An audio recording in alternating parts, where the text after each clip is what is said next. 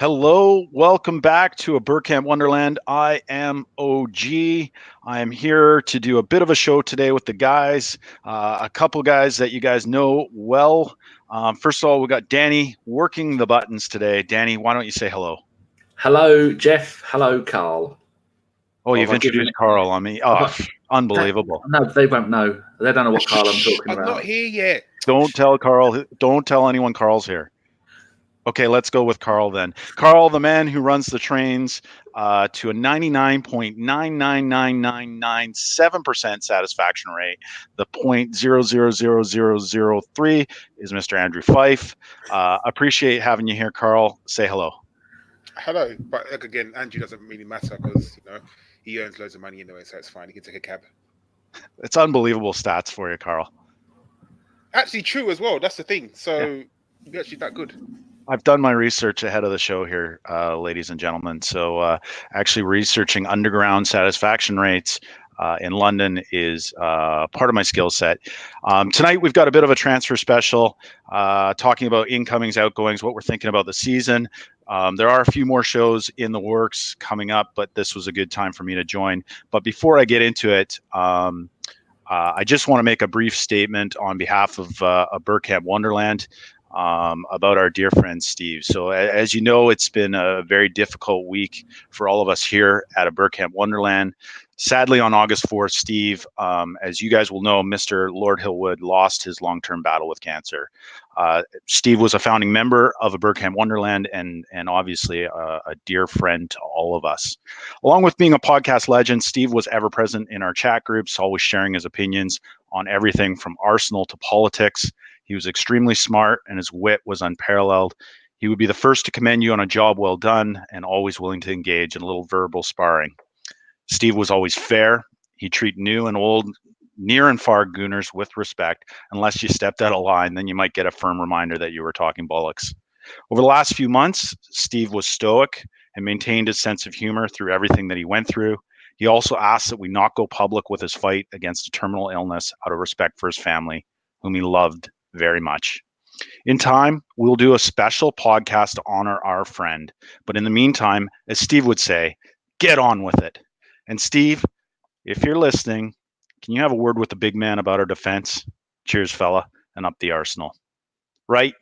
Let's get on with it. Let's get right into transfers here, guys. Big day, lots to talk about this week.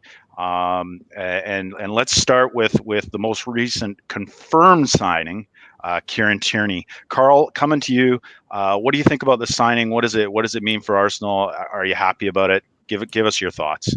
I am. I think left back is something that we needed to look at as much as Kolasinac, excuse me, was is a good player. I still think we need something else there because Arsenal's defense, in true, no matter what, is not the best. And I think that even with Nacho Monreal is really getting on now. And I think he's going to be playing more maybe as a centre back rather than a left back because I don't think he's got the legs anymore to get up and down the pitch. Kieran Tierney gives us width, which is the way that the manager wants to play. You can always tell now that the manager wants to play with a lot of width, wide players and driving in, and he will give us that. He's a good cross off the ball. He's quite physical. I'm not going to claim to say I've seen him play loads of times or I watch Scottish football because I honestly, if I'm honest, I think Scottish football's a waste of time, to be honest. But sorry, I have seen him play, and I'm not going to say I've seen him loads, but I have, and he's a good little player. He's in the Scotland side as well, so he's an international, and to get an international left back for 25 mil in this transfer window, I think is absolutely brilliant because we've seen some of the players go for some very, very silly money. So, I know at the moment I think he's injured, so he's definitely not going to come straight into the squad. But when he is fit and ready to go, I think he definitely improves us. I agree, Karl. I think a lot has been made about the fact that he's Andy Robertson's understudy in the Scottish side, and Robertson's obviously been a big hit at Liverpool. I'm excited about this signing as well. Left back, as you said, improving that left side for us. Monreal's not going to be around forever. Gives us a bit of coverage as well. Center back, as Monreal has been known to play in that center back position, is coverage. I'm not saying he's our first choice there, although he might be a little bit closer to first choice after the last couple of days. But yeah, definitely a marquee signing. Danny, what do you think about Kieran Tierney joining from Celtic? If I share a screen here, can you all see that? The transfer market screen? I can. 97 games, 5 goals, 25 assists. Now, for a bloke that's only 22 years old, that's a hell of a lot of experience. So when you take into consideration, it says 171 games, 8 goals, 37 assists for all competitions. Some of those you can ignore. But that is still a lot of games for someone so young. Now, if I go back to our thing over here, and then I'm going to close that. But the important thing is, for me, that people have been complaining, saying that Kieran, I can't have Kieran and tyranny in the same word, so I'm going to mess it up all year round. Compare him to Thierry Henry for me, if you will, too. Let's throw that name in there. But then you look at his wiki stats. Now, this is a lot easier to comprehend because they say last season he missed part of last season, and they say he's injury prone. Well, he's not really injury prone. It says here 170 games in what's that going to be in 3.5 seasons or 4 seasons because he spent some injured. That's not a bad rate for someone who is he's not going to be 23 until nearly a year from now. He's only just gone 22. So that's an amazing set of stats that he's got there, and that's going to give all of us hope because we do need to. I was saying in our WhatsApp group, are we going to go down the line that men like Dortmund, this is the best way to put it, get really promising young players in, have them for 3 or 4 years, and then flog them on to the big boys? I think we're going to see that with a couple of the other blokes we bought from France. We may well see this from him. And if that's the way we're going to go, that's a sustainable way because I doubt very much we're going to make much money from winning the Champions League or the Premier League anytime soon, not with Man City and all the other teams that have all the oil money. So I'm really happy with it. And I've seen him play a few times for Celtic. The most important thing I've seen, like everyone else, is looking at YouTube. I saw a video of him and now I'm convinced he's world class. He loves those. He's a little bit Kolasinac. He's like Kolasinac with a really good crossing, but he's also like Monreal where he's got really good defending. I think the player that when we could probably compare him to the most that has played in the top league here is going to be, apart from Robertson, is going to be Sessegnon. The way he was at Fulham in the Championship, I don't think he can make his mind up whether he's left wing back, left back, any of those lot. But he's going to be able to cover the entire down that side. So whether we're going to play 3 centre-backs and play 2 wing-backs, or whether we can play 2 centre-backs and a left-back and a right-back, he's going to fit into all of those positions. And I'm really excited for him. I love a bit of pace. Pace these days is what wins you games. Goals don't win games. I love it, Danny. You raise a really good point about the fact that he's a two-way player, and Emery, as Karl was saying, Emery likes to attack through his fullbacks. We see it with Bellerin on the right-hand side last year. He was, before he got injured, was setting up goals, but we didn't really seem to have that balance either through Nacho or Kolasinac on the left-hand side. And so to be able to bring in a guy, 22, lifelong Celtic guy, obviously their fans are not happy today on social media that we got our man. But someone who's going to offer us something in this side, in the system that we seem to be playing, attacking through our fullbacks, I think a really positive signing. The fact, too, that he is so young still is positive for the future. Like you said, if he knocks it out of the park, becomes a sellable asset at some point. But ideally, if he knocks it out of the park, he's with us for the next 10 years. So there's, the 2 ways to look at it. But certainly a very positive signing. It took all summer. I mean, I can't believe how many messages I saw on social media saying, that deal was done a long time ago. And it did seem to be a matter of who blinked first. And certainly when I saw some of the quotes coming out of Neil Lennon yesterday about the fact that he thought he might move or he wasn't going to be as injured as they'd originally said, it certainly looked like that was a bit of a public statement to get him across the line. So certainly a positive signing. I'm excited about this one. A defensive signing, which I think makes all of us happy. Any last words, gentlemen, on Kieran Tierney before we move on to some of the others? I think it could well be the end of Monreal at left back. I don't think we'll ever see him play there again. Monreal's now going to be the cover for centre back that we've all been looking for. Yeah, we might see him in the Europa. But yeah, certainly he's not the first choice. It would seem once Tierney's not injured and back running fit for sure. Because we had our backup left back who's played some games in the pre-season. Dominic Thompson has gone to Brentford. Now I thought it was on loan. I've heard it's 3 million. I've heard it's 1 million. That's a hell of a young player. And so it seems like that the Scottish bloke, who's not even Scottish, is he? He's born in the Isle of Man. That he's going to be the understudy, the one who's going to come through. I think it's going to be Kolasinac playing down there on the left-hand side most of the time. And it's going to be really exciting. Pace. And another Scotsman. It's been a while since we've had a regular in the first team who played for Scotland. I know last season we had, what was his name? He's been released and went to Norwich. Oh, can't remember his name. That's terrible, isn't it? No, can't remember it. Might be. Oh, actually, I've got it all written down here, haven't I? So I can just go and have a look. Charlie Gilmore. There you go. Yeah, he's been released, gone to Norwich City, and they've loaned him to a Dutch team. And so, it's nice to have a Scotsman in there. Could do with a few Irishmen in there as well, but I don't think there's any of those around, sadly. What are we going to talk about next? Well, I think let's go from incoming to outgoing defensively. It wouldn't be right if we didn't mention Karl Jenkinson in the show today.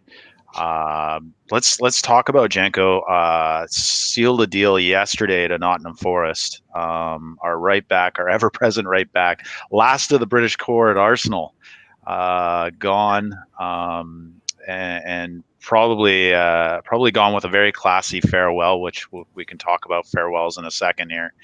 Thoughts on Karl Jenkinson, Karl? He lived every Arsenal supporter's dream, didn't he? He was an Arsenal supporter who got to play for the club that he supports. I think every single Arsenal supporter wants to do that. Unfortunately, I personally don't think he was ever good enough.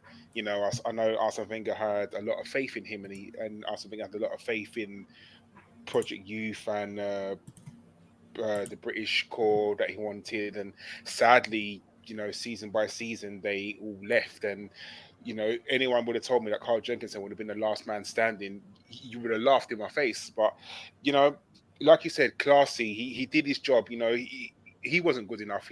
Let's face it, he really wasn't good enough for Arsenal. But whenever he needed to do a job on the football pitch, he gave 100%. You could never say that Karl Jenkinson phoned it in. He came on and he tried his best. And sometimes, your best isn't good enough. He wasn't good enough at this level. But good luck to him. He is an Arsenal boy through and through, and he didn't want to leave, but obviously the manager would have told him that his chances would have been limited this season. So he's now gone to Nottingham Forest, and I genuinely hope he does well. He may find his level at Nottingham Forest, and who knows, he may see him in the Premiership another time. But for Arsenal, he just wasn't good enough to play. But you know what? You can't ask for more. He every time he came on the pitch, he gave 100%. So good luck to the man.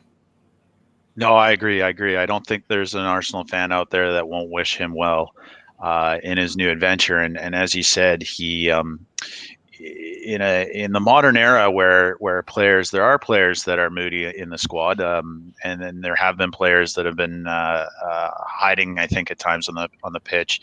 To see a guy like Jenkinson living the Arsenal dream, and I remember a quote way back. I think somebody made a statement that he's the type of guy who would run through walls for Arsenal, and he was super fit. He always worked his socks off, and unfortunately, he just didn't have the level quite required for the Arsenal. But we wish him really well. Danny, Karl Jenkinson for you? Yeah, brilliant. It's like Karl was saying, he left it all out on the pitch, which is a really good thing. But you saw in the pre-season friendly when I think against was it Real Madrid, and he killed one of their players by shoulder barging him out. It's an old-fashioned style English defender. Took no prisoners, and I love to see that for him. But just I've left the Wikipedia stuff on it. I was a bit too a bit premature in putting it up so soon. But we can see they played 70 games. He scored a goal. There's been plenty of players who played for Arsenal and haven't scored a goal. And he's got a plaque outside of the Emirates for his granddad. It's got his granddad's name, and he says, "I hope you're proud of me." Because he played for Arsenal. And I didn't realise how there was a couple of back-to-back seasons where he played 21 games and 22 games. I mean, people give him a lot of grief and say that he's not good enough. Well, I've always said we need players at the club who are going to be the Gilles Grimandi, the Remy Gard, the the Emmanuel Abue, people who are going to be there filling holes when someone isn't playing and isn't going to be in the papers going, well, I'm not playing every game, I want to leave, this is disgusting, I'm going to be going. We need a handful of those players at the club, and he was one of those players. And he was on loan at West Ham, and he's brilliant at West Ham for his first season. He went the second season, he got an injury, had to come back to us. And then the other loan that he had was at Birmingham City, when they had a disastrous season. They had Cohen Bramall offers as well, so they had a right back and a left back from us.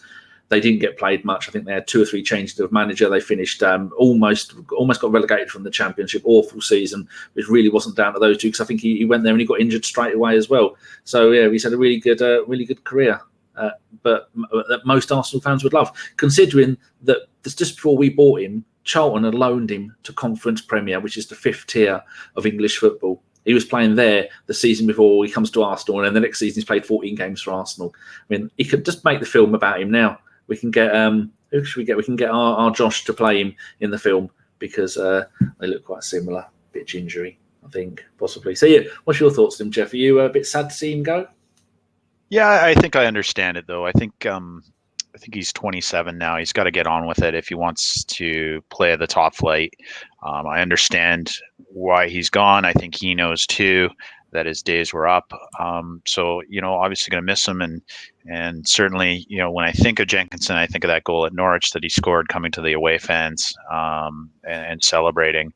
That picture of him with his comforter in his childhood room with all of the Arsenal stuff around him, the king of banter. But yeah, I think, for you, Karl, Jenkinson, not Karl on the call. For you, Karl, good luck with your career. I'm sure he's listening right now, and we wish him well. And before we get into any more incoming, just running through the list of guys that have left. I'm sure we'll talk about a few of these guys, but we won't spend too much time before we get back to guys who have come into the club this transfer window. But as you can see on the list there, that's a lot of players that have gone. Willock to Derby, one that folks had tipped for a bright future. Of course, our captain, Laurent Koscielny, going to Bordeaux. I want to talk about that in just a minute. Thompson to Brentford, Jenkinson, as we talked about. Takuma Asano, I don't think ever actually played a game for Arsenal. He was perpetually on loan. Kelechi Nkwali has gone on a free. Espina, of course, to Napoli. Amechi to Hamburger. Lichtsteiner had to go. But look at this list. Bramall, as you mentioned, we were just talking about him. Aaron Ramsey, of course, much publicized. Danny Welbeck turning up at Watford, so he can pop his head over the training ground wall. Of course, agent Petr Cech retired, went to Chelsea, and told David Luiz to sign for us. So let's go to that signing now. Let's talk about that. I don't know if it had been confirmed. What time are we at? About half 7 UK time. I don't see it there, but there was commentary from some reputable sources that a deal sheet had been submitted, giving it an extra couple hours to get that one across the line. I think the same with Iwobi for Everton. David Luiz, I think, will polarize fans, but a much-needed center back into the club. Karl, let's chat. David Luiz, what are your thoughts here at signing 32-year-old David Luiz from Chelsea? I think the word necessary evil comes to mind. He's someone that you wouldn't necessarily want, but he's someone that we kind of need. I mean, I personally think he's a good stopgap until Saliba comes next season. You're right what you say, Jeff. He's going to polarize fans. He's someone who we know on his day he's a very good defender. On the flip side, on his day he's also a Mustafi. So for me, it's really hard because the guy has won everything that in football. He's won the Champions League, he's won the Europa, he's won the Premiership, he's won the FA Cup, he's won the League Cup. So he's a born winner. He genuinely is. Whether he's someone that Arsenal actually needs, probably not. He's 32. The way I see it is that if we sold Koscielny for 5, we buy him for 8. Technically, we bought him for 3 million. You can't go wrong there. And if he should sign no more than probably a 2-year deal, maybe 3. He's someone who can come in and do a job. There's no doubt that he would come in and he'd do a job for us. And like I said, on his day, his distribution for me is brilliant as a centre back. He can definitely fire a pass and take a free kick and things like that. But is he someone who, at the start of the transfer window, I would have said, yes, we want? No. If you'd given me an option, I definitely would have said no.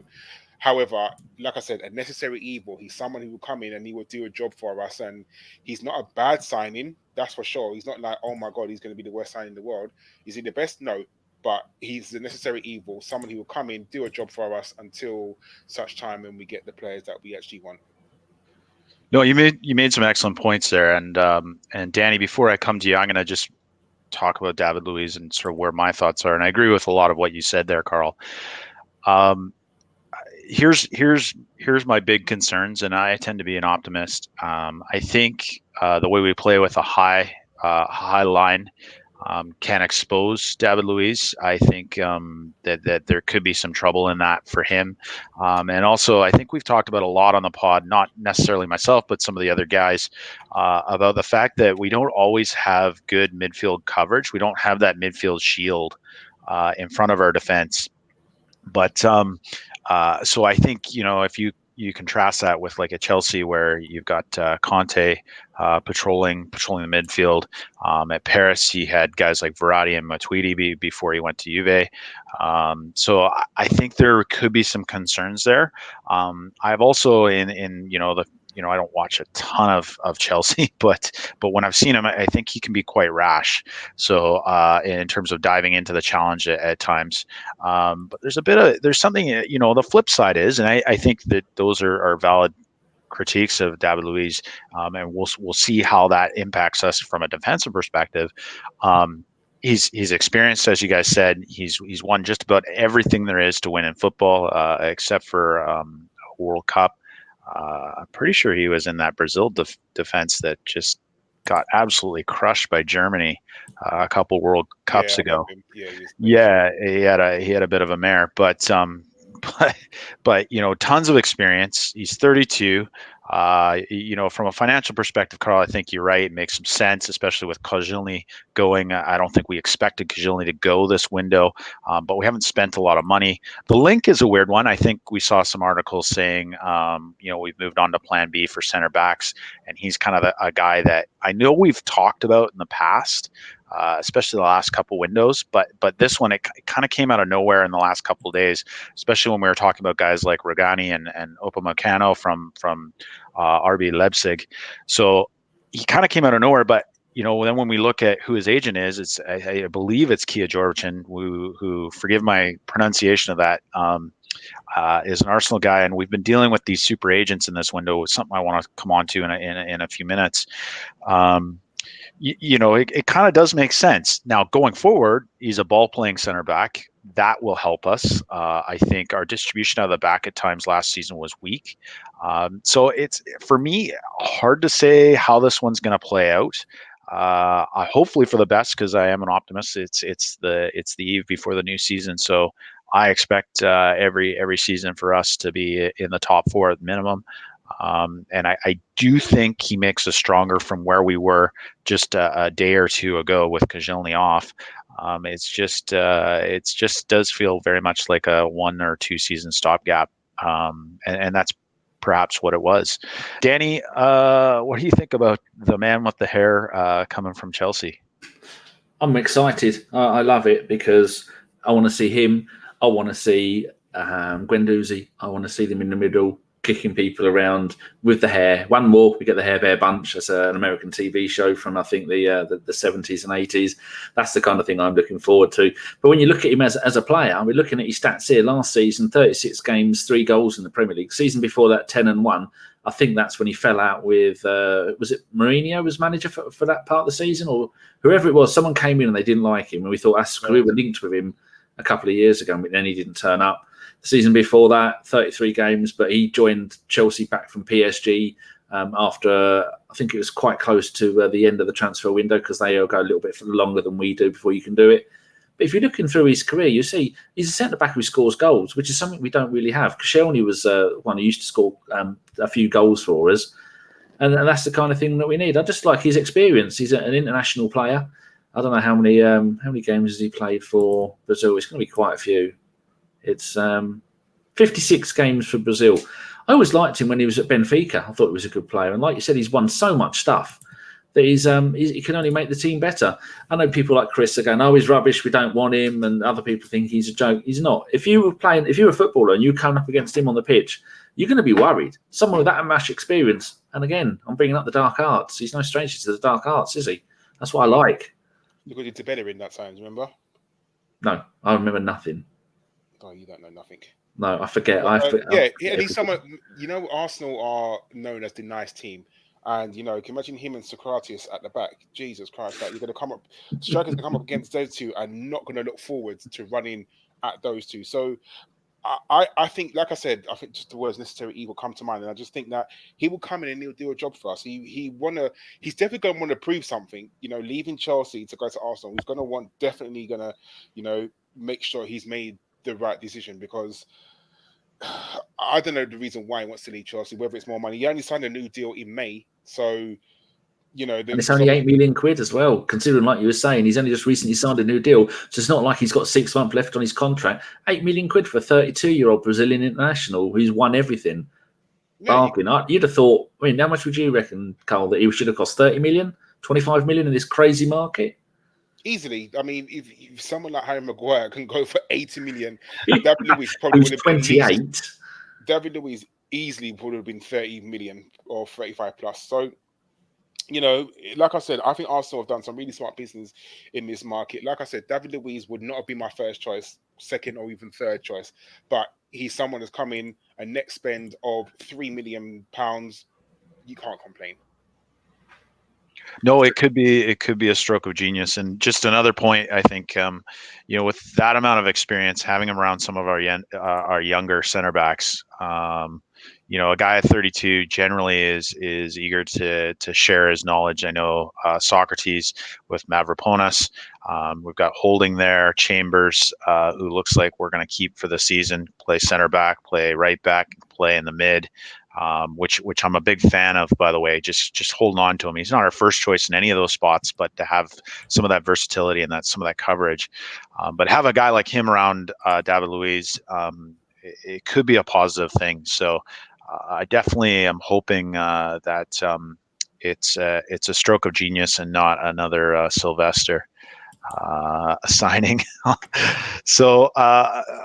Again, we're waiting for that confirmation, but I think most known sources have said that, and by the time this is out, we'll 100% know whether David Luiz has come in or not. Let's talk about our defensive outgoings just briefly. We talked about Jenkinson already. Lichtsteiner was let go, I think quite rightly so. I don't think we need to spend a lot of time on him. It just wasn't really what we needed last year in any way, shape, or form. But let's talk about Koscielny briefly. He was our captain. Talk about a polarization of fans this week. We knew it was quite likely he'd never play for Arsenal again after going on strike ahead of the preseason in America. But the way he went, the way it all kind of went down was, I don't know, I think spectacularly bad in terms of how it could have been, and to taint one's legacy a bit in that way, given that he had been a terrific servant to the club. Is disappointing, especially since he seemed like a thoroughly likable guy up until the last month. Highs and lows in his career at Arsenal. Certainly he scored in the FA Cup.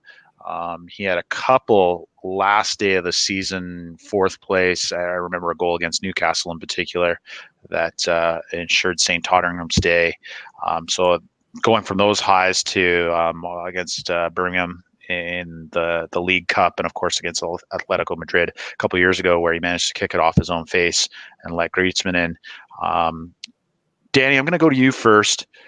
Where do you stand on Koscielny's exit? Is he? I'm not going to use the word legend, because I don't think any of us would agree that he's a legend. But has he been a great servant to the club who deserves a bit more respect, or the way that he went is sort of tarnished his legacy at Arsenal forever?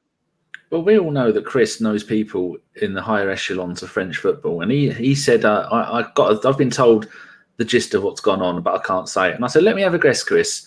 Koscielny's career was over and done with after the Atletico Madrid semi-final, the season before last. His career was done. Even Don was saying he's never going to play football. He probably will never play football again.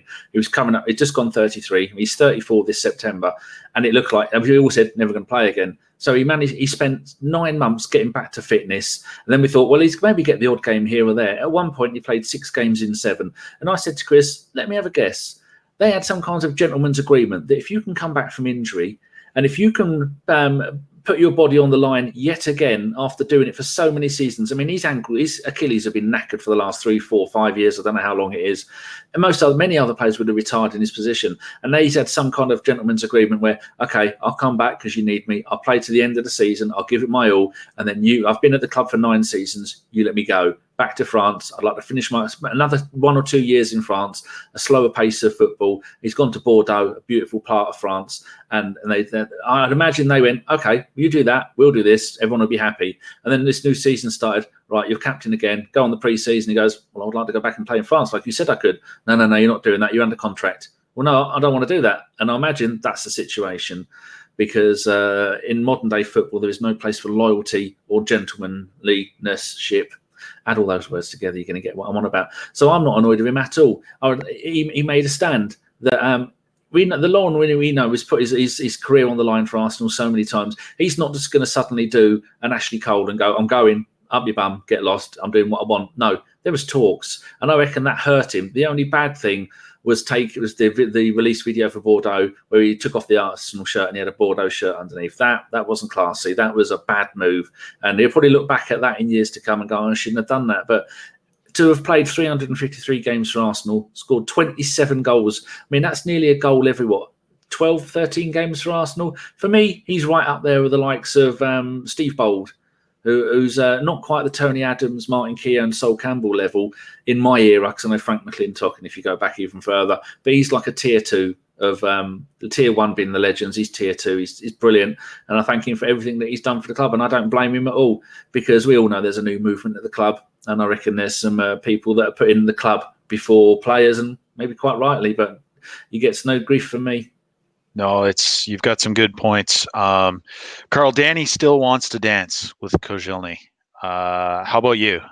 I don't know. For me, and I said this before on one of the pods, you have a contract, you see that contract out until such time where you don't have a contract anymore. And I understand that what may have gone on behind the scenes, but I don't think that deal was made with the people who are at the club now, if that makes sense. So I think that deal may have been done with Ivan Gazidis or Arsene Wenger. I don't think the deal was made with anyone at the club currently now. So if and when that did happen and he went to the club and said, I would like to go back to France, and the club said, well, no, we don't want you to go back to the club. I hope to go back to France and we want you to stay here and for one more season. I just don't think downing tools is the way to do it. I can't do that. If my manager at work tells me, Karl, you've got to do something, I can't just go to my manager and say, no, I'm not doing it, and just refuse, because I'd be fired.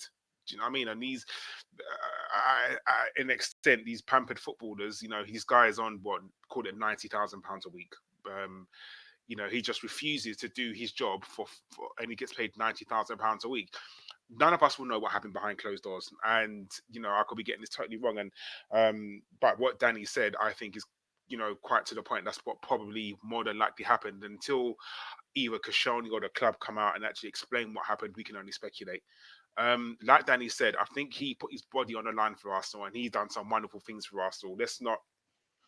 He came on the football pitch and he always gave his all. He always gave his best. He came up with some brilliant goals at some crucial times. Yeah, you could talk about the Birmingham City game, which was probably one of the lowest points in his whole footballing career, to be honest. And like you said, he tore his Achilles, and everyone thought, okay, that's him finished. He'll never see him in an Arsenal shirt. And he came back strong. And like I said, sometimes he was playing too many games at once, but it was a needs must. I think the way he left under a cloud will be his legacy, because people will always remember the last thing that happened. They won't remember the times where he put his body on the line. They won't remember, the things that he did for us. Unfortunately, like Danny said, that video that he done, I just think was very poorly tasted, and I just think that he shouldn't have done it. And I think he will regret. I think he regrets it right now, to be honest. I'm not too sure why he did it. Obviously, Bordeaux wanted him to do it, and he just agreed with it. I don't think he meant it in the way that Arsenal fans took it, but obviously, as Arsenal football fans, we are quite passionate, and straight away we jumped in the bandwagon and thought that's kind of a disrespectful thing that he done, just because of him refusing to go on the preseason tour and him effectively going on strike.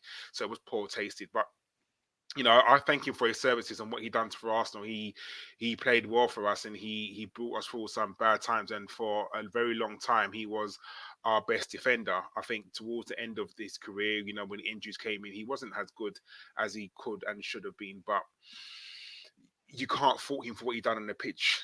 Like Danny said, I do put him in like the second tier of, you talk about Arsenal footballers or the defenders. He done very well for us, but how he left under a cloud, that will always be the legacy that I think he's left with most of the Arsenal fans. No, I think well said, Karl. I think to add my 2 cents to this conversation, I like to think that I hold my captain to a higher standard. But then in thinking about it, our captains have all had a spectacular way of exiting this club. So maybe that's in line with past captains that we've had, at least recently, at the Arsenal. But for me, I wish him well, and that's it. I don't have a ton of feeling around it about whether it's a good thing or a bad thing. I think he was a tremendous servant for the club, and I don't want to degrade that. It was unfortunate and bad decision making in how they did that announcement video. But let me ask you this, and it's something worth, I think, just a bit of a conversation. And it sort of reflects on our transfer window as a whole. Certainly, I want to talk about some specific players still. But as we bring up Koscielny, I think as we look at this, I think this is a situation that we got ourselves in because we were not able to get Champions League football, and I think there's a few situations around that have really impacted our transfer window, not just in how much we spend, but who we actually got, who left the club. I think. I think what's happened with Koscielny, and I've read a few articles on it, is that he did have that gentleman's agreement that he could go this summer, but when the club didn't make the Champions League, they took the option to extend his contract for a season because they knew they needed center backs just for that next season. They had Saliba coming in, but we're going to loan him back out, so they thought they needed him for defensive coverage, and I think that probably contributed. I think if we get Champions League, we have the money with Champions League. I think they say for sure, Koscielny, you can go. They don't pick up that contract extension. I think for sure he's a guy that leaves. He leaves on a high, and we would be maybe talking about different things in terms of how Koscielny has exited the club.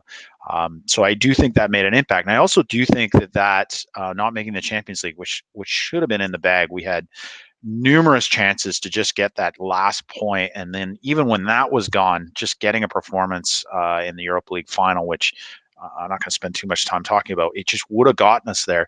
But I think another player that was really impacted by that was Wilfried Zaha.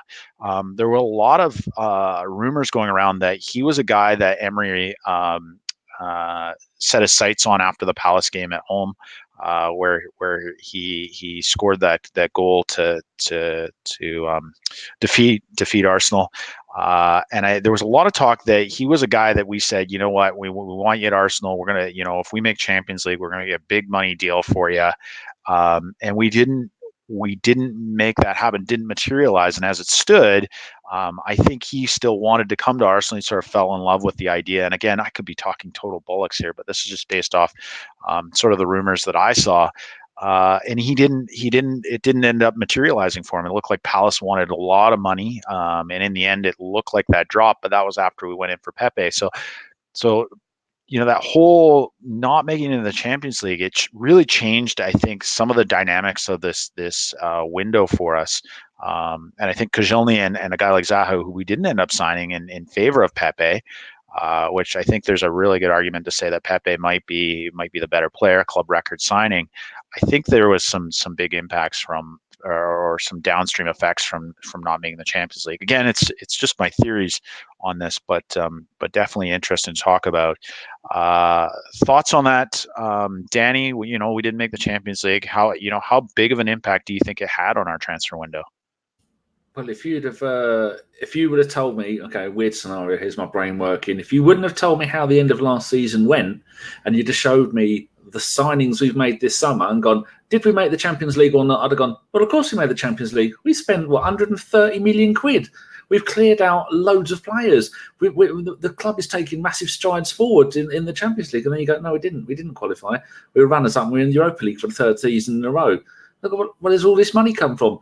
Clever wheeling and dealing. It's getting into bed with all the super agents, which is something that Wenger refused to do. It's something that we're now doing. We're now dancing with the devil, and apparently we're getting some good deals out of it. So you can't stick to morals for the entirety of your football, because as we have seen over the last few years, if you have morals in football, you're going to get nowhere. So we've shown the super agents a little glimpse of our buttocks, and they're up for it. So apart from that, no, it's good. You've left Karl speechless here.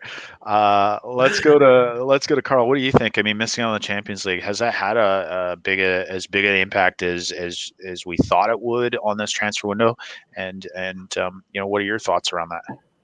I think that if we had made the Champions League, I don't think we would have had long drawn out transfer sagas like tyranny. Like I think that deal gets done much earlier in the season. I think that Zaha does come in rather than probably Pepe, or even both. I think whether we would have paid that what Crystal Palace were asking for, I don't think so. I very much doubt we would have paid that money for Zaha, because he's definitely not worth it. That's for sure. I think we would have made other signings, most definitely. I think we had to be restricted to having loan signings. So I don't know. I think we definitely would have had different signings.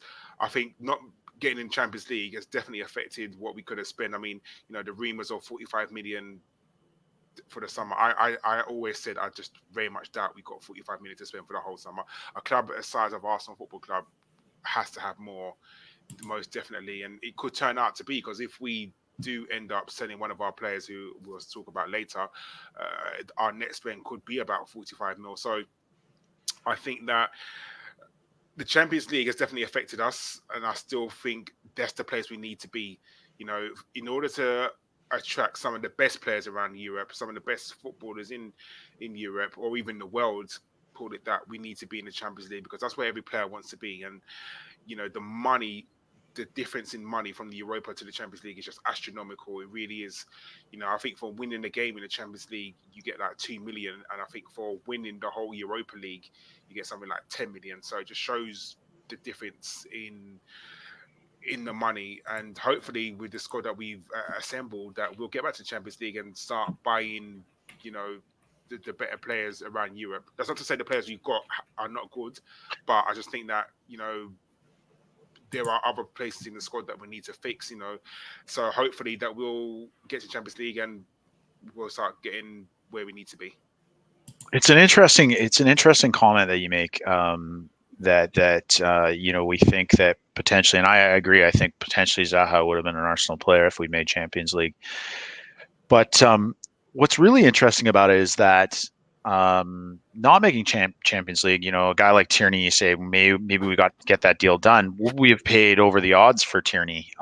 Did not making the Champions League, and I agree. First of all, this is going to sound like not making the Champions League was a good thing. But I agree, we absolutely have to be in the Champions League. Arsenal's a massive club. We don't have a right to be there, but certainly on the balance of things, we were 1 point out last season. We should be in that Champions League, and all expectations should be that we will be in the Champions League after this season. I mean, it certainly is there. But as a point, did not making the Champions League force us to really prioritize things, to really grind the deals. We had some transfer sagas that carried out. It's an interesting comment to make, because I think you can poke at it and say, maybe we did better business for not making it. Now, on the flip side, I believe if we made Champions League, we would have gone big on a center back signing. I think a guy like Upamecano from Leipzig would have probably been in the conversation, maybe in the side, and it's hard to argue that he wouldn't make us better. Young French international, potentially the future center back starter for our club. But it is interesting how we've gone about business, and who we have gotten in. Now, looking at Pepe, here's a guy that many clubs were in for. We weren't the only one. I think at the end it was Napoli and us, but certainly links with Manchester United. And others. We did get that one across the line, and that was, I think, a big part in terms of the lure of Arsenal Football Club even being in Europa League. So there is a push and a pull. I don't think we'll ever know what really would have happened, obviously, but certainly an interesting discussion to have. Now, looking at Pepe, I know Danny and Chris did quite a good podcast about Pepe just over a week ago. So, listeners, if you're listening, go check that out. We're not going to spend a lot of time on Pepe, but really quickly, I'm going to go back to you, Karl. You just handed it back to me, but I'm going to go back to you. You haven't had a chance to weigh in on this signing, I don't think. Unless I'm not caught up and listening to the pods. What are your thoughts on Pepe coming in? Club record signing. Yeah, you're hoping that he's going to do well. And just breaking news, David Luiz has just signed for Arsenal, by the way. So that's you heard it here first, everybody. I personally think that he is something that we need. When we're getting rid of a player who will run out teams, which we'll talk about in a minute. But for me, I'm not going to claim to say I've watched him for ages. I haven't. I've seen on odd occasions where I've watched a bit of French football, and I don't watch a lot of it, if I'm really honest. Nobody does. He watches that. It's like watching Scottish football, to be honest, like same part. But no, in all seriousness, from what I've seen, like you can't sniff at a person who, I think he scored, 21 goals last season and 11 assists. No matter what league you play in, you've got to take your hat off, and that obviously draws attention to player, especially if he's playing wide right. I know people say he scored, I think, something like 6 or 7 penalties in that, but that's irrespective. That doesn't mean anything. This is a guy who he was into double figures and he scored over 20 goals. I'm sure it's 20 goals he scored last season. It's up on the screen. Oh, sorry. All right. 22 goals in bloody 38 appearances. That's brilliant. So for me, that is brilliant. Even if it is in a farmers league, that for me is really, really good. So definitely he's going to draw attention, and hopefully he can come and do that. I mean, our front line, you're talking Lacazette, you're talking Pepe and Aubameyang. That is a frightening front three for anyone, especially with Ozil behind them. Oh, I think we are going to score a lot of goals, and hopefully we don't waste a lot of opportunities. For me, this guy, he's coming in, he hopefully settles in really, really quickly. I think he's just what Arsenal needs, and he will give a lift. Can you imagine him running at a defender? Lacazette in front of him, Aubameyang in front of him. Well done to Arsenal. I just think we've signed a real gem, and like I said, Chris will probably tell you loads more about him. But from what I've seen, and I'm not going to say I've seen loads because it's not been. He's a very good, direct young player. He will get us goals. No, it's a good point. And I think you mentioned about his penalties. I seem to recall Chris mentioning that, yes, he did score a number of penalties last season, but he earned them as well. So something to be said about that. I'm excited about Pepe. Again, I'm like you. I haven't seen a lot of him, because I don't watch the French league. But he seems to be a direct runner. He's got some pretty good stats in terms of dribbling. And we've been crying out for a winger for ages and ages, somebody who can be effective in the wings. What will be interesting to see is if Emery deploys him as a winger and asks him to stay wide, or if he gives him that license to roam that we see in some of our other wingers. And that's a question I ask because I don't think if you were to watch the way we played last year, it was a really good signal as to how Emery is going to play. I think that was down to some of the players that he had. A guy like Mkhitaryan is more naturally central, so we would start him on the wing and then he would float centrally, or he would move around. But now Emery's got a natural winger. It would be very interesting to see how Pepe is deployed and where he takes his space. And the other thing that's cool about Pepe that I was watching his interview on Arsenal.com, he started his career as a keeper until he was about 13 or 14 years old. So interesting that he made a comment that he knows where keepers will move and their movement, and that helps them. So tremendously exciting signing from my perspective. I know, Danny, you spoke about it on pod last week. Is there anything you would want to add about Pepe? Maybe something we've missed, or something that are you happy about it? Anything you want to add? I'm very happy about it, but when I first heard that we were signing Pepe for 72 million, I thought, what, the Real Madrid centre back who's buggered off to Portugal? Why shouldn't he be on a free? That's how much I knew about Pepe. Well, that's fair. That's true.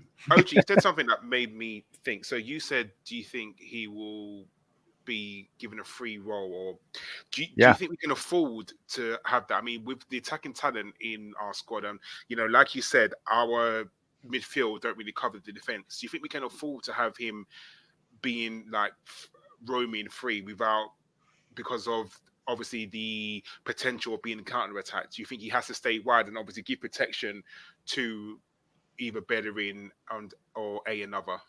So a great question. So I think my personal opinion on it is that I think keeping him out of that central roaming space will be critical. I think Ozil needs space to move in behind that front three. And he can't have players running through there. However, that said, I do think we may see situations where Pepe and, let's say, Aubameyang, if he's on the other wing, are switching sides, but they're still maintaining that positional responsibility of protecting our fullbacks, especially if they're getting forward. It also, with the way our fullbacks play, it puts a huge responsibility in our more defensive-minded mids. I don't think we have center defensive midfielders, but we tend to play more deep lying playmakers. But they're going to have to be shifting over and covering the wings if one of our outside backs get forward. But to your point, I'd be a little disappointed if I saw the center of the pitch up front getting crowded out with guys like Ozil, Mkhitaryan, Aubameyang, and Pepe. So I do think there is a need to keep that positional awareness, keep them wide. Certainly, attack when they can, get into the box when they can, but certainly keeping those lanes through the center of the park open, so that we have that tactical flexibility to be able to pass through the middle as well as go up the outside. So, I mean, that's just my thoughts. I don't know, Karl, if you agree, but that's what I'd like to see.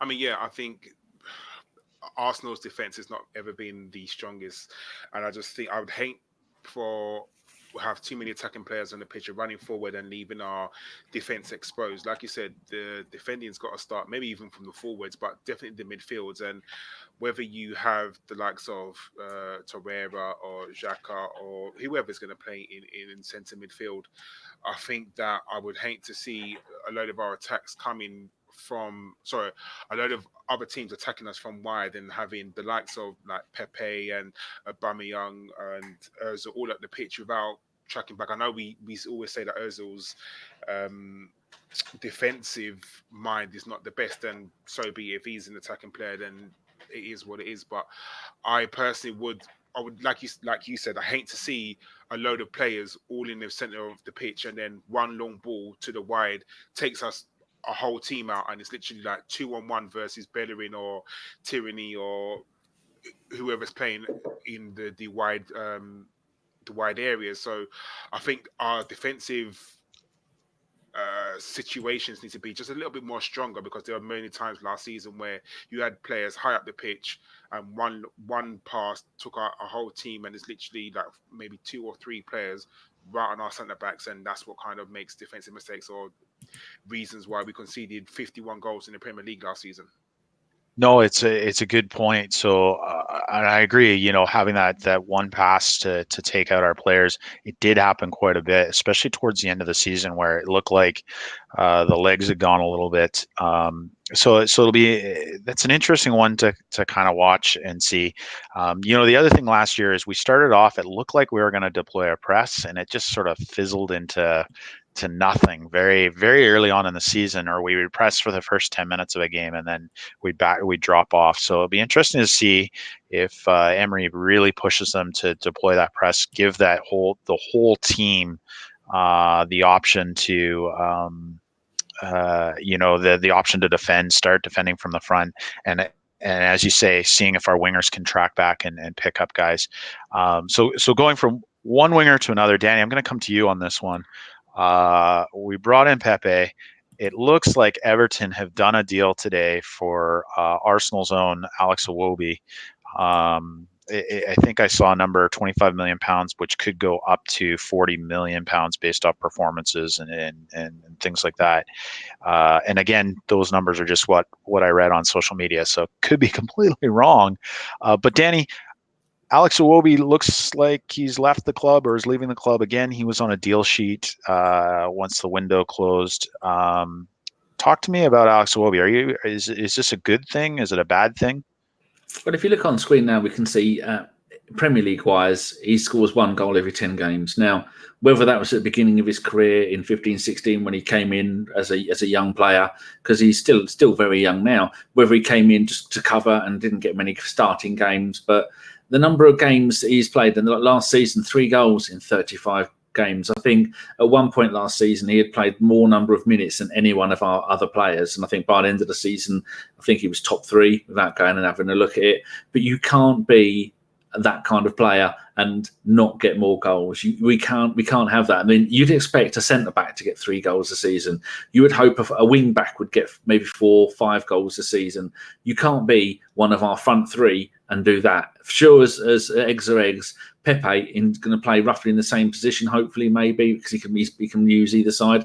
If Pepe plays 35 Premier League games next season, I'd hope he'd be in double figures, not in single figures. But 11 goals from 4 seasons in the Premier League is atrocious. And then when you think 149 games overall and 15 goals, that is 1 in 10. That is absolutely, it's just very, very poor.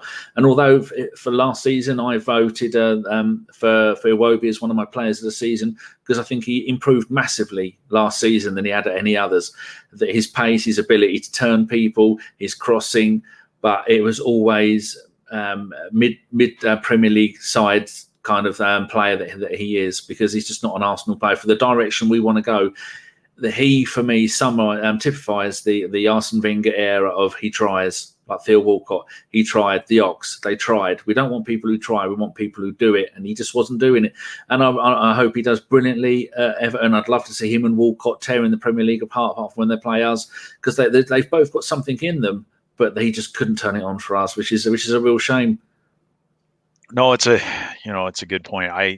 For me personally, I found Iwobi one of the most frustrating players. It's a personal opinion, but when I watched him play, I wanted to get behind him. I mean, he's been at Arsenal since something like he was 6 years old or 8 years old, very, very young, come through the youth ranks. You want those guys to succeed, but I found him tremendously frustrating to watch. A guy who could go on a lightning run, get past 2 or 3 players, and then play the ball almost out to the corner flag on the shot. I found his body language at times, it drove me absolutely bonkers in the way that he showed up on the pitch sometimes. So for me, I wish him well. No hard feelings, but I'm kind of glad to see him go. I know not everyone will agree with that, but again, I just don't think he was at the quality that Arsenal needed. The argument that he's a young player, that he'll continue to grow, is great, but I don't think we saw a ton of development over the last couple of years that would indicate that he's going to push on and be that elite winger that we really wanted. And the club seemed to have gotten good money. I think I read, if we get to that 40 million mark, that's a club record sale for Arsenal. So 2 records in the same transfer window, Pepe coming in, Iwobi on the way out. For us, it generates some cash potentially going into the January window where we were going to want to do probably a couple more deals. I still think there's that long-term center back out there for us that we may push for, maybe another winger, but Iwobi going. I think does benefit the club. I could eat my words, of course, but the flip side is that it also creates some opportunities for some young players of the club that may have recently been on loan or impressed in preseason. Karl, where do you stand on Alex Iwobi? What are your thoughts with his exit? Are you going to miss him, or is this a good deal for Arsenal? I was never Alex Iwobi's biggest fan, never at all. I think that all huff and no puff. I think his end product was atrocious. Like you said, the stats that he brought to us is just not good enough. I'm just looking at it now. 100 games. Is that 100 games in the Premier League, Danny, that he's played, and 11 goals. Yeah, that's it. 19 assists. Yeah, that's no way near good enough. That's Pepe's done that in one season, and he's taken Alex Iwobi 100 games. So for me, it just shows, we can all stand on ceremony and say, oh yeah, he was an Arsenal boy. He's come through the ranks, and the same could have been said of Jack Wilshere, and Jack Wilshere just wasn't good enough to. Unfortunately, Jack Wilshere was injury prone, but he just wasn't good enough to play for Arsenal. And am I going to miss Alex Iwobi? No, because he was frustrating. He would do all the hard work. He'd beat 2 or 3 players, and you think, oh my God, he's brilliant. And then the end product would be really, really bad. Some, like Jeff said, he would beat 2 players and then play a ball and then end up at the corner flag. Unfortunately, we haven't got time for sentiment anymore. Arsenal need to change. We've done that too many times. We've held players at Arsenal for just because they were an Arsenal lad and they could have left a long time ago. For the money that we've got for him, the reported money that we've got for him, if it is between 35 and 40 million, Arsenal have done an absolutely brilliant piece of business there. Absolutely brilliant. And, hats off to them. Congratulations. I wish him all the best. Like you said, he was never a bad person. You never saw... For a young football player, you never saw him in the newspapers. You never saw him doing badness at all. He just went on the football pitch and done his job. However, he's another one at Arsenal who, unfortunately, I'm not saying he's a bad player because he's not. He's not a bad player. He's just not good enough for Arsenal. And I hope he goes to Everton and he does wonders. I hope he scores loads and loads of goals at Everton. Hopefully not against us, or hopefully against Tottenham and things like that. But for us, he just wasn't good enough. And I'm not overly happy that he's gone, but I'm not sad. I'm not sad at all. He's not a player that I'm going to worry about that he's left. Do you know what I mean? He done a job for us. He wasn't good enough. Alex Iwobi, we thank you for your service, but goodbye. No, I don't think I could add anything else to that, Karl. I did start to mention, Danny, that this potentially creates some opportunity for some of the youngsters. One of the guys that looked good in preseason was Reiss Nelson, who was, of course, on loan to Hoffenheim last season. Yeah. And certainly seemed to have a pretty decent start in the Bundesliga when he got there. But yeah, your thoughts. I mean, does Iwobi leaving give some opportunities to some of the younger players that may be impressed in preseason, and should we expect more of a contribution from them with a guy like Freddie Ljungberg as assistant coach? I think partly it's going to be the likes of. I think that Emil Smith-Rowe is going to go on loan. I know that the Leipzig were trying to buy him or get him in some kind of swap deal with, including their centre back, but he can play on the wide right. The Nelson can play any of those, play that position as well. So I think it's not going to be the bloke who played last season has gone. You, young man, are going to go and play every game that he did. I think that position will be spread out between 2 or 3 players, depending not just on the competition, not just on form or who's available, but on, because you can go and have a run of a couple of games and come on as a sub, and then you can have a couple of games. And so everyone's going to get easy into that position, because I don't think anyone is 100% ready of the young players just to come straight into that position. and to take over from the role that Iwobi did, as playing so many minutes last season. It's really important that we don't force that upon someone so young, because we've seen it in previous seasons with so many players. You ask a young player to do too much too soon, it can ruin them. But like our very own John Welsh just tweeted, sad to see Iwobi go, but it means Nelson, Saka, etc. get more chances. I know he wasn't everyone's favourite, but hope he does well at Everton. And Kelly from Canada has put, I'm not. And then Chris has put, wash your dirty something mouth out. It's all kicking off on Twitter. Oh, so that's why I didn't screen grab that, because Chris has used an F-bomb towards Kelly. And Canadians don't like the bad language, do they? No, they do not. It's not acceptable. Bloody pirate. Unbelievable. He's gotten loose. No, I mean, I think good points here. And, we talked, Danny, you were talking about super agents earlier, but, the entire transfer window, I think we needed to be ruthless this window. And probably the first time we've really seen that in a long time at Arsenal Football Club. Lots of praise being heaped on Raul Sanllehi. And I think the last pod I was on, it must have been in, before that last run of games that we lost. But we were talking about how critical this transfer window was going to be for Arsenal Football Club. And the fact, I think at the time Sven had left, there was a lot of concern that we had guys that really hadn't proven that they could be good through a window.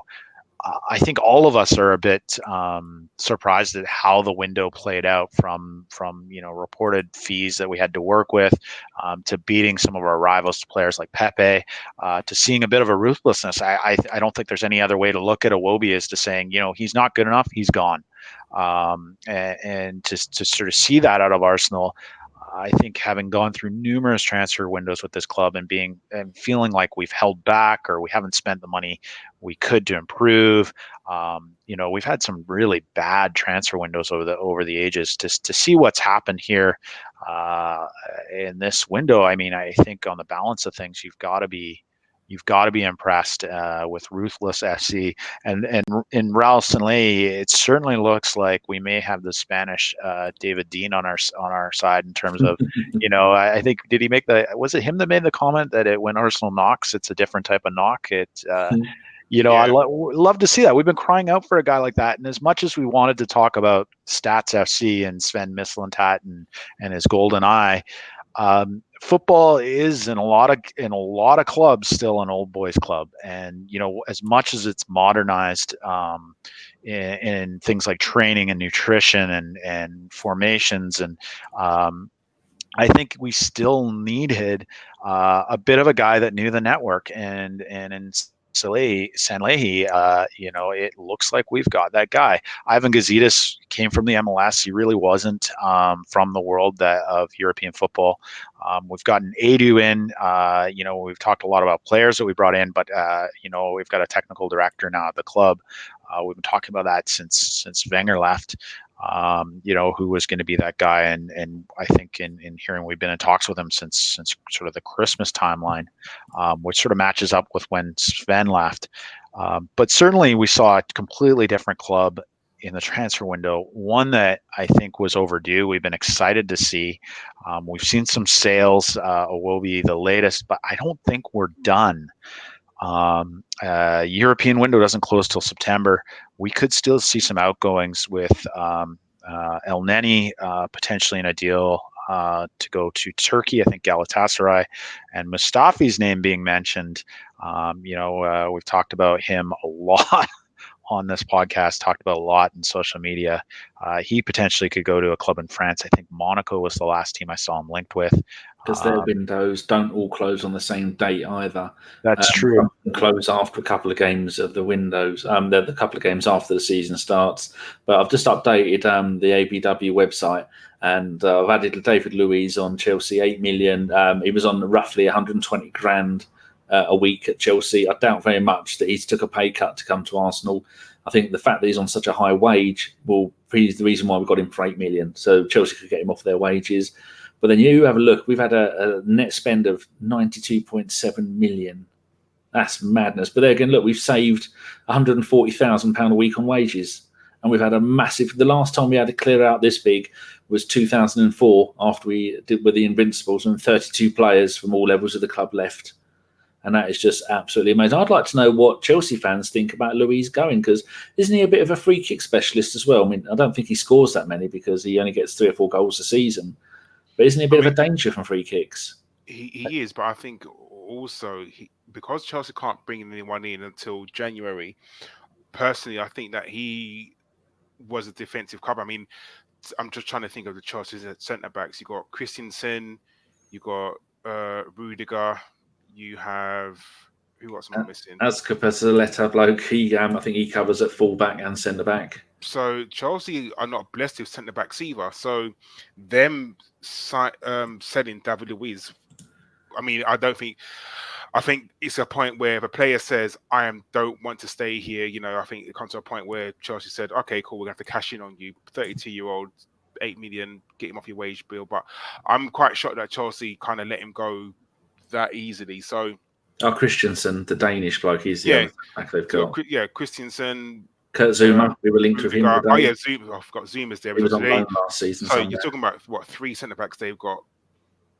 They have a transfer ban too, though, so they can't bring anyone in. No, not until January. They can't bring anyone until January. So, I suppose in January they will have to. They got no choice. They're going to have to buy somebody. But I'm quite sure they let him go. But like I said at the start of the show, and I think we all agree that he would not have been our first, second, or even third choice call for a centre back. But he does a job. Like I said, he will take free kicks. He's got a touch of the dark arts about him, so he will obviously, him. I just think of him and Sokratis at the back. It's either going to be a car crash, or it's going to be absolutely brilliant. There's going to be no in between. But he's a stopgap, and that's what exactly he is. No one's saying he's going to come in and be our centre back for the next 2 or 3 years. I genuinely think he will be at Arsenal for 2 years, and then he'll go. I think it is a 2-year deal, Karl. Yeah, so there you go. I just think that's be it until Saliba comes in, and then he'll help blood Saliba in, and then he's gone. Do we know anybody here know anything about Dani Ceballos from Real Madrid? Bit of a wonder kid when they got him. Didn't they get him from Betis? And he was like the next great hope. And they paid quite a lot of money for him. And they've said when we've loaned him, it's like we said, their £3.6 million loan, 54 grand a week is what he was on at Real Madrid. And I don't think when you go on loan, I think you just cover the players' wages or a percentage of them now. I doubt very much we're not going to be paying 100% of them. But yeah, they said there's no sell-on fee, sell-on clause. So like a lot of players you have them on loan for a year, and then the guarantee you got to buy him after. They don't want that, so I think they really rate him. And we've seen him in a couple of pre-season friendlies, and he looks very. I remember at one point he was running down near the touchline, and he had 3 players on him, and he managed to get past and around all of them as they were kicking him. I thought that's the kind of industrious, get stuck in, the kind of thing Ramsey did, and I think he could be an ideal replacement from the very little that I've seen from him. Because again, I had no idea. When I heard the name DANI, I just think of Minogue. I thought maybe we hadn't signed Danny Minogue. It's going to be better than El Neni, but might get some shirt sales.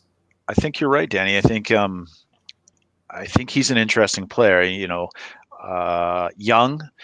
He's only on loan for a season. He's going to have a lot to prove. I think there were some assurances in terms of games that he was going to play in order to get him here. I think he was another guy that I think Tottenham were in for him.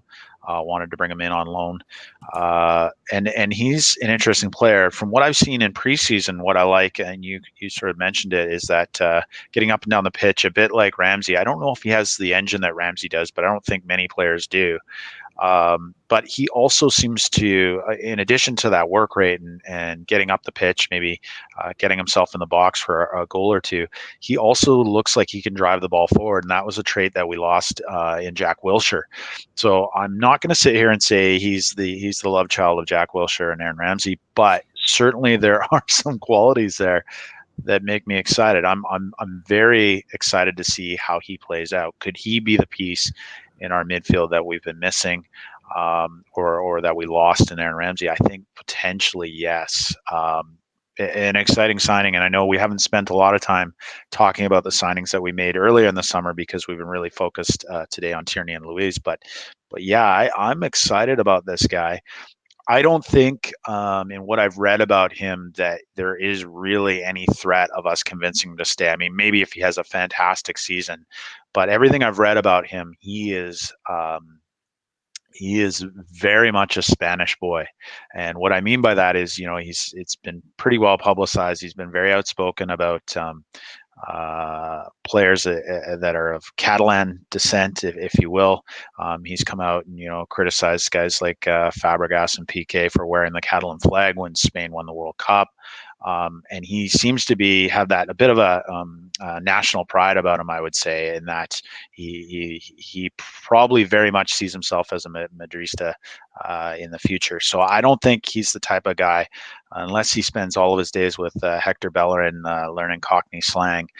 I just don't think he's the guy who's going to be long term. And if he works out, that'll be a shame. But again, with our transfer activity hampered potentially by that lack of Champions League, could be a very shrewd signing. Again, a guy who I think he sees as long term at Madrid. He's got a season to prove that he should be there. And Madrid's midfield, Modric, Toni Kroos, they're getting older. So this guy very well, with a big season, could be the long-term Madrid future. But, we take him. Well, let's benefit from him while we have him. Maybe we can convince him with a pie from Piebury Corner to stay. But yeah, I'm excited about this signing, even if it is a loan. Karl, what are your thoughts on Dani Ceballos? I hope that he comes in and does a very good job. I think, the easiest thing to compare him to is a Aaron Ramsey replacement, and I think those two players are very different players. We definitely needed a centre midfield, and hopefully he will come in and he will just do what's required. Like you said, OG, I just don't think that he's going to stay at Arsenal unless he has like an absolutely wonderful season and he falls in love with London and he wants to stay. But hopefully for this season he will come in, and I think this is also a way of showcasing his talent, so he can play brilliantly for Arsenal and then go back to Real Madrid and say, "Look, see how good I am. Play me." Like you said, Toni Kroos is getting on, and Luka Modric hasn't got long left. I think maybe maybe his last season even, because he's easily 33 now, maybe even older. So I think that this will be a showcase for his talent. He'll come to Arsenal. He's on a win-win, because whether he does well or whether he doesn't do well, he's going to go back to Real Madrid and he probably get into their team, I think. But this is definitely something for him to prove. He's definitely seemed to showcase his talent, not just to Real Madrid, but to the world as well. No matter what I know Real Madrid are a big football club, but he may not be a first choice there. At Arsenal, I've got a feeling he will be first choice. So, like you said, when Arsenal play, their worldwide audience is just phenomenal. And I'm not saying that we're bigger than Real Madrid, not in the slightest, because we're not. But it's a different way to showcase your talent and come out and just to prove just how good you are. And it's almost like when you go away, you say to your parents, like, look what I've done when they go away for a weekend. It's kind of what he's done. He's gone away. He's going to showcase his talent, see how good he is. Real Madrid will come back and say, "Oh yeah, you're really, really good. Come into our first team." So, I really hope that he does well for Arsenal, and hopefully he links up and he gets the ball rolling first straight away. And whether he'll start against Newcastle, I'm not too sure, but hopefully he'll just come on and just do well for us. That's what I want. I want all our players, no matter who we've signed, if they come to Arsenal, I want every single one to do well. Even David Luiz, he's not my favourite player, and I'm not going to say I like him, but he's now an Arsenal player, and I will support him to do well. I want him to come into Arsenal, do well. Yes, he played for Chelsea. It is where it is. We can't change that, but he's now an Arsenal player, and I'm going to give him all my support, and hopefully he does brilliantly. No, it's well put. Just doing a time check here. I think we're just over an hour and a quarter. Would like to maybe wrap things up in the next 15 to 20 minutes here, guys. Danny's just put in the chat that David Luiz looks like he's taken the 23. So Sol's old number. Very interesting, and not the vacant 6. I think he was number 30 at Chelsea last year, if I'm not mistaken. What was Sol's number when he was? It was 23 when he first. It was 23, and then it was Arsene after him. It was 31 in his second. I couldn't. I thought it, and I checked him and went, I think I might be wrong. Yeah. So we're going to wrap this up. Sorry. All right, we're going to wrap this up. So I have a question for both of you. Shoot. Everyone is fit at Arsenal. I know we laugh. What is your starting 11? That's a tough question. Yeah. Well, I think we can all agree on Leno, can't we? Yeah. And Bellerin. Bellerin right back. Who's your? This would be Holding. good. Let's go Holding center back. I'd go Holding and Pepe. Yeah, I think that's what I go to. I'd probably agree with tough you. one. Yeah, so we're good. Tierney, fully fit, left back. Yeah. Okay. Are we playing a 4-2-3-1 kind of thing? I think that's what we think. Is that the formation? Yeah. So who are our two center mids? I mean, that's really going to be where the rubber hits the road because I think the rest pretty much picks itself. Torreira and Danny for me. Torreira and Danny. Anyone different for you, Karl? Torreira definitely gets in, and probably. Yeah, I'd have to agree with you. I think that's probably a good shout as well. Although I have a soft spot for Guendouzi, but that's going to drive people mental. I don't think he's in our two that would fit in there. The only alternative to that would be to have Torreira deep, Xhaka middle, and Danny in playing behind them, the front three. If when Ozil decides after 10 games that he can't be bothered, you could do that, and I think there's some interesting shouts in that center of the park position because again, not in our top two right now, but a guy who impressed vastly in preseason was Willock. In that spot as well. So again, he's not going to get in there before those two, but a shout out to him, and hopefully we see a lot of them this season. I think it depends in the Europa League, right? On what we're going to do with the Europa League. Like if it's going to be the same as last season, group games, all the kids are going to get games, and then when we get to the next stage, January transfer window, they'll all go out on loan, like a few of them did this time. I think we could well see that. So I think we can have one team for the Premier League, one team for the Europa League, which I think is brilliant. Personally, I'd say to the kids, FA Cup, League Cup, Europa League, you lot go and play that. The big boys concentrate on the Premier League. Aubameyang, Lacazette, Pepe, you're not playing a single game other than Premier League games for us. We're going to go for second place in the Premier League. Let's finish this off then. I agree with that, Danny. So we all agree then that it's the front three are going to be Aubameyang, Lacazette, and Pepe, and then Ozil sitting in behind them in the number 10 spot. I don't think Ozil was going to last long there. He wasn't bad in pre-season, but no one can be bad. I would like to see Mkhitaryan playing in that 10 like he did for Dortmund because he is too old now. It's weird in football because usually you start out on the wing and then you usually come inside a little bit like Ray Parlour did in his day, and quite a few players have done that. But you don't start out in playing in the 10, and the older you get, go and play out wide. That's not how football works, because he's probably thinking, I'm too old for this nonsense. So I'd like to see him probably get some time playing behind the front three, pulling the strings, because he has got the ability to do it. But I always get the feeling that him and Ozil are very kind of lackadaisical about their attitude towards football. So imagine having a Willock in behind them, or the other one. Willock, the elder, has left Benfica and gone to West Brom on loan. Has he really? Oh, wow. I think I heard the other Willock brother who was at Man United's left there as well.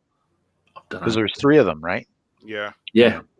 Anyways, Karl, good question. I think it was funny. At first, I thought this is going to be tremendously tough, but as we talked through it, I think we all kind of came to a consensus there.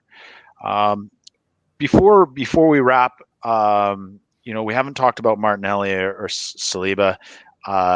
Any brief comments from either of you on those two signings? I think they were covered earlier in the summer. Martinelli looks quick, doesn't he? He looks like he's good at running with a ball, and he's going to be a handful, which I know in previous years Man City had Jesus that did that. Liverpool have had their young striker do that. I think we do need some. Now that Eddie Nketiah has gone to Leeds on loan for a season, which is going to turn him into a brilliant player, we need that young man on the bench who is going to turn teams into just run forever. And you think, God, you got quarter of an hour of the game left to go, and he comes on for Lacazette as a defender. You're going to be going, oh my God, it's like trying to catch a wasp. Like you said, I think we need that sort of player that, when the defense is tired, almost like Theo Walcott used to do. Defense is tired, you bring Theo Walcott on with 15 minutes to go. You just say, just run at them, just literally run at them, and hopefully, unlike Walcott turned left at the end, but hopefully Martinelli will do that, and he'll get a few games. He'll be in the League Cup. He'll probably, he'll play definitely the Cup games. He may not be a starter in the Premier League, but he'll definitely be on the bench and get his opportunity against some of the lesser teams. When we're going to get injuries, this is Arsenal Football Club. Of course, players get injuries, and no player can go the whole season without getting at least one game injured, or at least needing a rest. And hopefully, he can be our Christopher Ray of 2019, 2020. Oh, it's a good one. Sylvan Wiltord. Yeah. Yeah, no, Martinelli. I think I read too that he had some assurances about getting some first team football. He wasn't going to get loaned out this season. So with Welbeck leaving, although he wasn't always available through injury, certainly a position we needed to fill. And Danny, as you mentioned, Eddie Nketiah out to Leeds today for a season-long loan. I do think he has a future at Arsenal, and he's got to get that game time. But he looked sharp in preseason as well. Scored a couple of goals. Very good. Yeah. So I mean, again, the youngsters coming through, it looks very, very promising. Nice. The day before the transfer window ended, yesterday, everyone was saying on Twitter, "Oh, we want Luiz, we want Tierney." In the olden days, this wouldn't have happened, would it? It would have been no one. We might have got someone with a broken back on loan. Now we've got Raul, the human frog, in charge. We have signed two really good players that are going to slot right into the first team and take the team forward. It's just so good. I keep thinking this can't be true. How the hell have we spent 140 odd million quid in a transfer window when we finished fifth in the league and runners up in the Europa League final and got nowhere in the FA Cup and League Cup? How's this happened? But the other thing I was going to ask is, I know we've got to finish it, but with the deals that we got, the blokes from France, I know with Pepe it was 20 million now, and the other 52 million over the next 5 seasons, and with Saliba, it was 6 million now and 6 million a year for the next 3 years. I think roughly. I mean, I got that from somewhere. So, do you reckon that the money that we got for Iwobi and some of the other players, they played it all in one go? Because when English teams buy from English teams, you do quite often pay all the money up front, don't we? Because we've had £30 million of sales, and half of that has been or more than half of that. I've not added Iwobi into that, so that's 60 million. More than half of that has come from English teams. So I'd be interested to know whether we get all that money up front, then that could help pay the long-term payments for over the future years for the players that we don't pay for all at once. I don't know. No, I don't know. That's a question for Fife or Swiss Rambo. That despite my degree in economics, I don't. I'm not sure. I mean, I think our financial situation was better than we thought, and there was some cleverness in the way we did deals. And I'm going to leave it at that. Just only because how payments have been structured, and my eyes are going to glaze over and roll back in my head. I mean, Karl, I don't know if you want to answer that, but yeah. No, I just think that we've been relatively smart. I think a lot of the newspapers made a lot about our, paying in installments, but I think what people need to understand is that a lot, like Danny said, a lot of teams pay for players in installments. It's very rare that you pay for a player right up front, and it's usually a lot of add-ons as well. So where you might buy a player for 20 million, I think it's probably normally something like maybe 15 million up front and 5 million in add-ons, depending on how the player and the team do. Because I remember there's that rumor when we signed Chamberlain. That's why he was always being taken off like 15 minutes before the end, because apparently if he had played 90, if he had played like a 90-minute, we'd have to pay Southampton some money. Whether that's true or not, who knows? But it happened with Reyes, didn't it? Steve was saying that with Reyes in the Champions League final, the reason he didn't play is because it would have cost us an extra 5 million or something. I'm sure it's him. There you go. So there you go. I just think that a lot of teams, how they structure their deals, are based on how you perform. So it is what it is. By the end of the day, we spent the money. The money's out there. I am optimistic for this season. I really am. I think that I think we've potentially got a team that can finish third in the league. I think Man City are clear of everyone. Let's face it, they are. Liverpool, with what they did last season, although they haven't added anyone, they haven't gotten any worse. So you're potentially looking at them being status quo. But I think we are better than Manchester United. Their strike force is atrocious, I think, and I think their midfield is really, really bad. Are we better than Chelsea? I mean, Chelsea's forward, they've got Giroud, Batshuayi, and Tammy Abraham. If they get 30 goals between them in the season, they'll be very, very lucky. So, I think Chelsea are not a team to really worry about. That lot up the road, you have to count them in because they have I know some people may not agree with me, but one of the best strikers in the world. He is very good, and they have a few backup good strikers. And what their manager's done for them has been really, really good. So I think it's a straight fight between us and them for third, and the rest, I personally think, don't really matter. No, it's good. I was gonna end with 3 rapid fire questions. Karl's already done the answer to the first one, and that is, so we're gonna go to Danny. Given where we're at today, where do you think we will finish realistically at the end of the season, Danny? If we have any luck with injuries, third, definitely top 4, but possibly third. And if we're really, really lucky, second. If all the strikers manage to score goals and Ozil starts to get the 20 assists that I think he's capable of if he pulls his finger out. How about you? Yeah, I think third is reachable, although I've said that before. I said third was reachable before that dreadful run of 8 games at the end of the season. So it was right there. And I think given what we've done in the transfer market, and that Unai Emery is one season down with the club, he understands the Premier League a bit better. It's pretty hard for me to say that we wouldn't make up that 1 point gap. And every season's different, but to Karl's points, breaking down the teams, I think we should be playing for third. We should be fighting for third come the end of the season. So that's the answer to rapid fire question number 1. Karl, I'm not coming back to you on that one. You already answered it. Let me ask a different question. Now that we have the squad settled, potentially a couple outgoings. We talked about Elneny and Mustafi potentially before the end of the European transfer windows in September. Maybe even a loan of Emile Smith-Rowe, but potentially we have the squad now that we know we're going to have for the season. Who's the captain, Karl? Oh, Granit Xhaka does get the captain's armband. Let's face it, he's been the captain through in a lot of the pre-season games. Well, didn't we just say that he's not going to play? Yeah, but so what? It's not like perfect. When has our captain ever?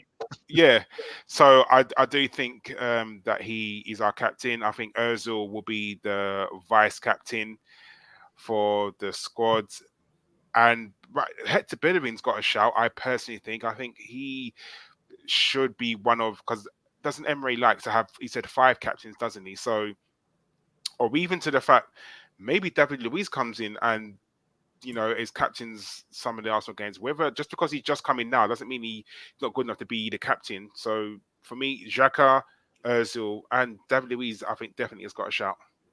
Okay. Some interesting calls there. Danny, what about you, captain for next season? Well, according to Wikipedia, Granit Xhaka is captain, vice captain is Monreal and Ozil. Now, going by the lineup we've just done, I'd have Leno as captain because he is the only player, one of the few players. I don't want strikers as forward players as a captain. I don't want that. I either want a central defender or defensive midfielder. Can't have Torreira because his English isn't going to be as good as it's going to be in a few years' time. We can't have that bloke on loan. So then you look at the back. Well, Holding is too young. Pepe is probably going to set a bad example to everybody by hitting, kicking people. You don't want that. You want someone like Leno. And Leno was vice captain when he was at Leverkusen. Mönchengladbach. I always get those two mixed up. His last club, vice captain. So I'd give it to him because he's going to be one of the first players and play the most number of games for us in the league next season. He'll probably play every single game. So I agree. I think Leno makes there's a strong case for it to be Leno, but I do agree. I think Karl, I think you're right. I think it's going to be Granit Xhaka. It seems to be leaning that way. And if we really, really, really want to boil some Welsh piss right now, we say Sokratis. And I do think there's an argument there for Sokratis. I know I get what you're saying, Danny. Bantery was dead.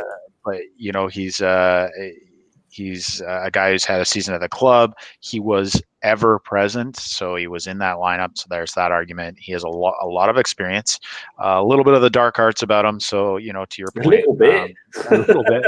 He likes a cheeky professional foul, doesn't he? Even in a friendly, sent off. I'm going to shut this down because I can just feel WhatsApp buzzing right now with Jason Davis just hammering me. Okay, final rapid fire question before we close the show down, guys. We've talked a lot about the transfer window today. I mean, I think that was the point of the show. Rate our transfer window out of 10. Danny, I'm going to go to you first. 9.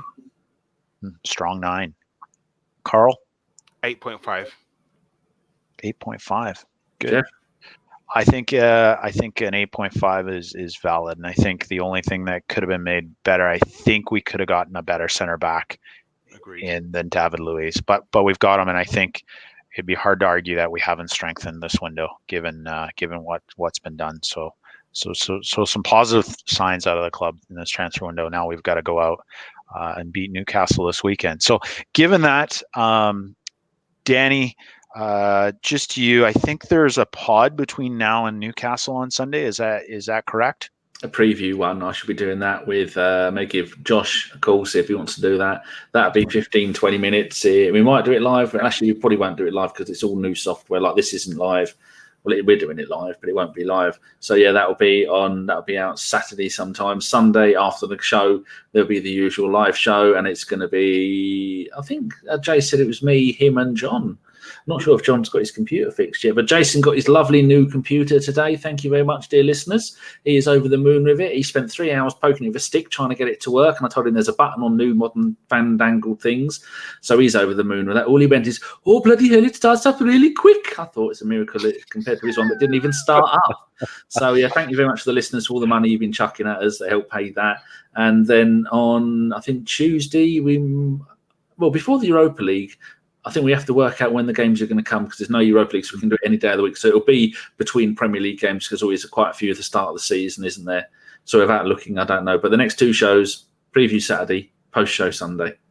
Fantastic. So we didn't talk about Newcastle this weekend. It's going to be talked about. So if you're listening to this, listeners, get on the preview show ahead of Newcastle on Sunday. It is season's eve. We forget about that with the transfer window closing today, but season starts tomorrow. It's enough talking. It's time to do the business on the pitch. So a couple of pods, and of course, Bergkamp Wonderland will get back into the swing of things.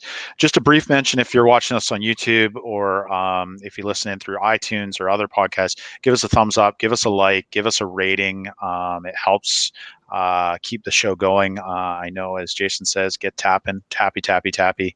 I know this wasn't a live show, but we still appreciate all of the feedback that you guys give to us.